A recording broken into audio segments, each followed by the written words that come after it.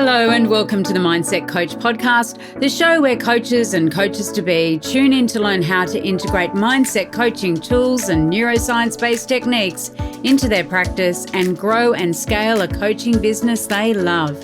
Each week I'll be sharing easy-to-implement tips, case studies and business strategies that you can use right away to transform your own mindset and the mindset of those you coach.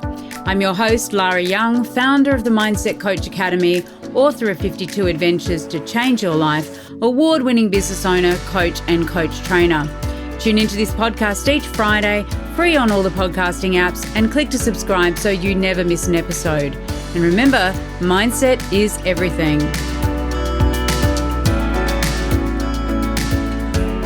Hello and welcome to this week's episode of the Mindset Coach podcast.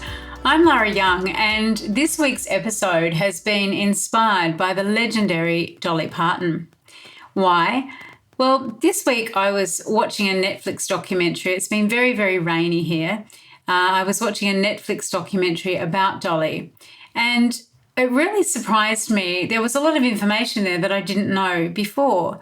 I mean, obviously I knew that Dolly had written songs like Jolene and 9 to 5 and I Will Always Love You, which has been made famous by Whitney Houston. But what I didn't realize was that she was a really, really profound lyricist and prolific lyricist. She's written thousands of songs throughout her career. What I also didn't know was that she has been married for 50 years, very happily married for 50 years. She doesn't have children, and she does a lot of charity work for children's charities. And it was really listening to this documentary and watching as, I guess, her life unfolded on the screen and realizing what a great lyricist she was and how she could write songs really quickly based on her own experiences. She could experience something and then put it to words, and it just tells a story. She's an innate storyteller. She's able to, through 3 minutes of a song, convey a whole hero's journey. We can cry with her, we can laugh with her, all in the one song. And to me, that's an incredible skill to be able to do that, to be able to encapsulate and experience a moment, a mood, a feeling in a song that lasts for, maybe 3 minutes, 2 or 3 minutes, but actually spans generations and decades and is relevant. I mean, you hear Jolene today and it's this heartbreaking song about someone pleading with someone not to take her man because she can. And it's songs like those that kind of do last the test of time, don't they? And it's been covered by a lot of different bands now. One of the songs that Dolly wrote is a song called The Grass is Blue. And Dolly wrote this song when she had experienced a breakup in her early teens. And the lyrics are about opposites. And so the lyrics include phrases like, rivers flow backwards, valleys are high, mountains are level, truth is a lie. There's snow in the tropics, there's ice on the sun, it's hot in the Arctic, and crying is fun. And hearing these lyrics in this song and reading them again, I've looked them up, I've looked the lyrics up, I've Googled them, hearing these lyrics and that they're opposites of reality, I guess, or perceived reality, has really made me reflect on what we do linguistically as coaches with our clients and how powerful our understanding of our clients' model of the world is when it comes to helping them create real change, like helping them to perceive things in a different way.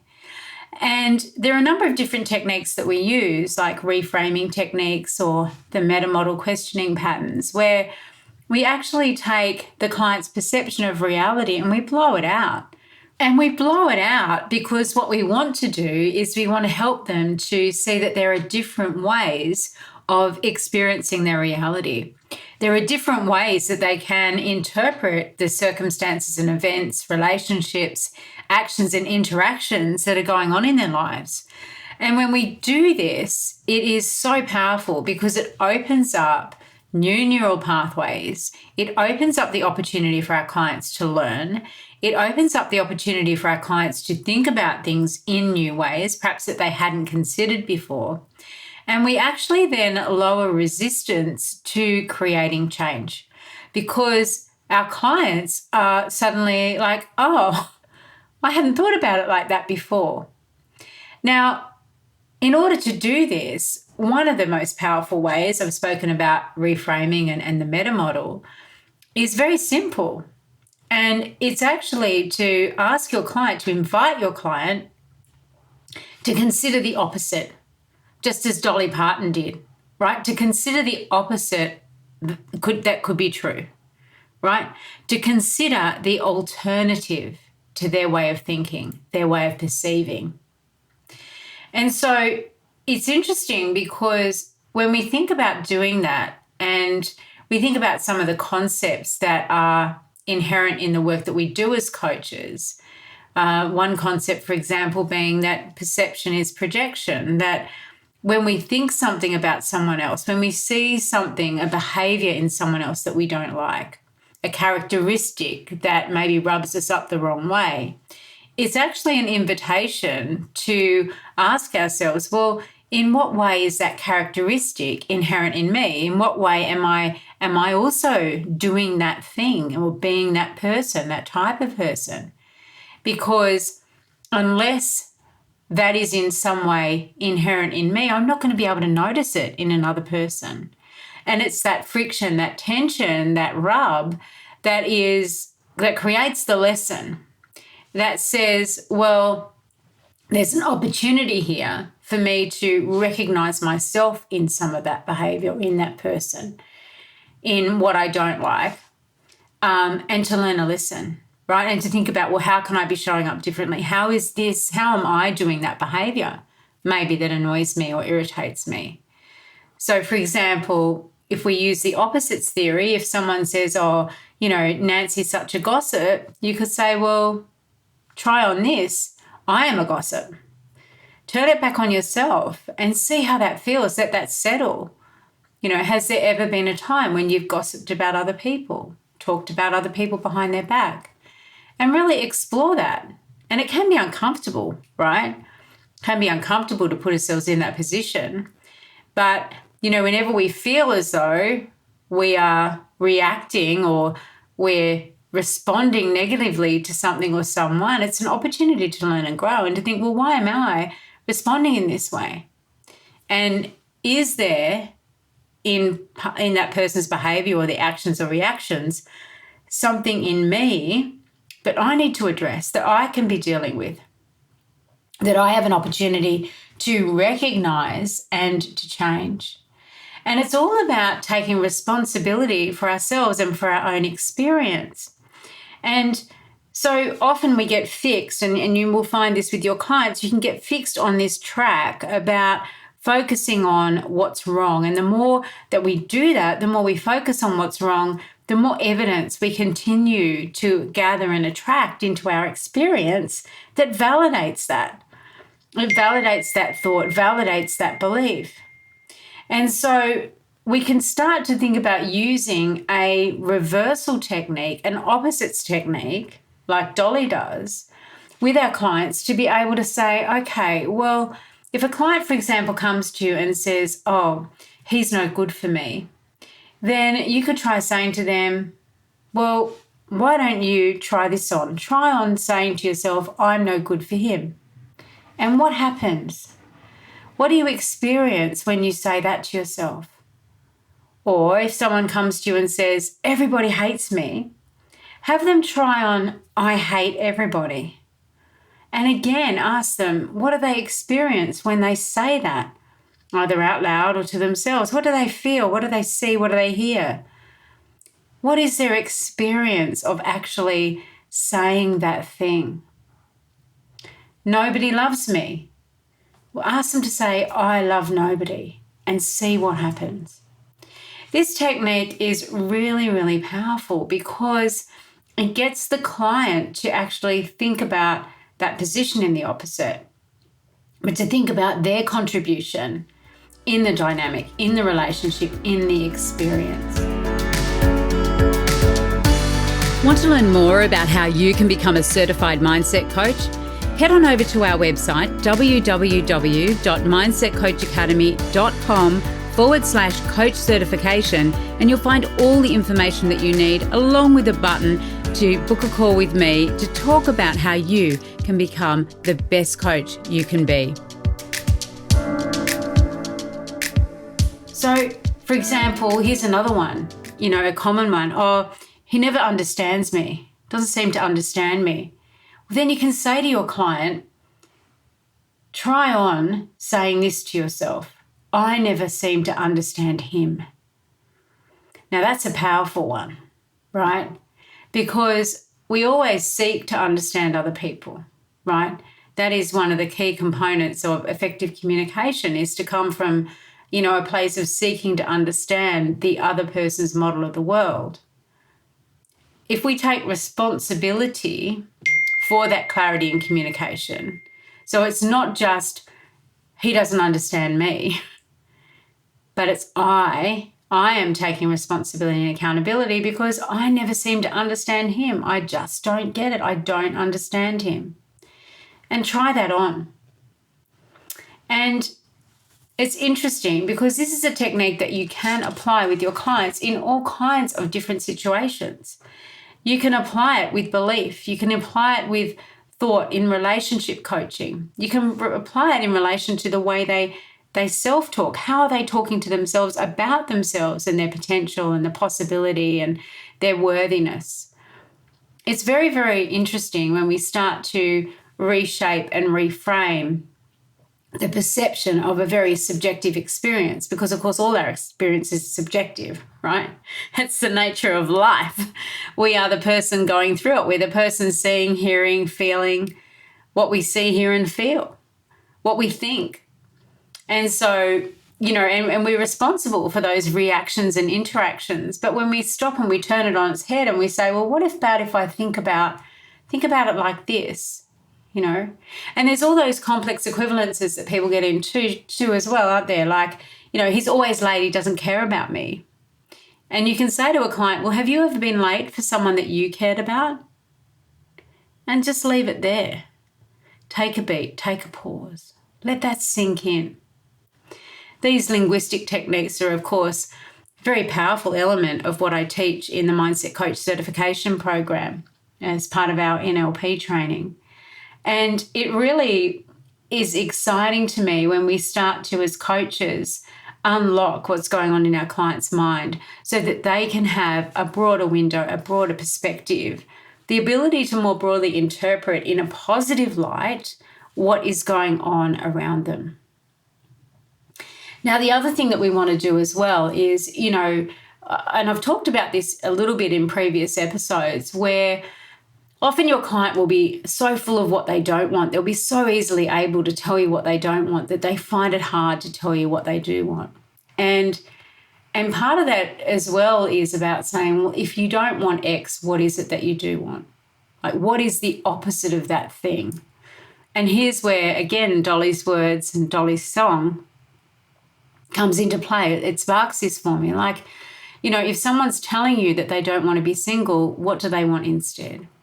Or if they don't want to be in the job anymore, what do they want instead? If they don't want to be overweight, what do they want instead? And it's not always going to be the opposite, but it gives your client the ability to say, well, okay, actually, I do want this. If they're oriented towards talking about what they don't want, it gives them the opportunity to turn and face in the other direction, to turn the opposite way and say, well, actually, this is what I do want. If I don't want to be single, I do want to be in a loving, committed relationship. And then what you can do, of course, is then we further explore, well, what does that look like, sound like, feel like to you? What does that actually mean? And we can ask great questions around that experience or their perception of how that experience will be. So, when you are in a loving, committed relationship, what will you be doing? How will you be feeling? What won't be happening for you? What will be happening? And these questions are really designed just to deepen that client's awareness and experience and imagination as to how things can be, how things will be in the future when they have this thing that they desire. It's the same as with things like confidence, for example. Clients will come to you and they want to have more of a certain state, certain emotion, like confidence. I want to be more confident. But what does that actually mean? So what's happening at the moment? In what context do you want to be more confident? When you are confident, what are you doing? Who are you when you're confident? What are all the things that are happening for you when you are confident?